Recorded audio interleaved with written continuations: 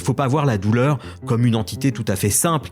On la voit simple parce que tout le monde a eu mal quelque part, donc on voit à peu près ce que c'est la douleur. Mais en fait, c'est bien plus compliqué qu'une intensité de 0 à 10. Voilà, derrière un j'ai mal à 6 sur 10, il y a tout un tas de mécanismes qui peuvent d'ailleurs varier d'un patient à l'autre. C'est assez facile de comprendre, ça va être grossier ce que je vais dire, mais que si on a mal au genou parce qu'on a de l'arthrose, qu'on est à Paris, qu'il fait pas beau, qu'il pleut, ou qu'on est sous les tropiques, avec la même douleur, on vivra peut-être pas la journée de la même façon. Exactement. En fait, ce que tu dis, Raphaël, c'est la douleur, c'est une expérience.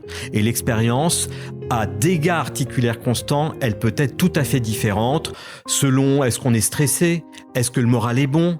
Comment est la météo ? On commence à avoir des données, c'est pas que dans la tête.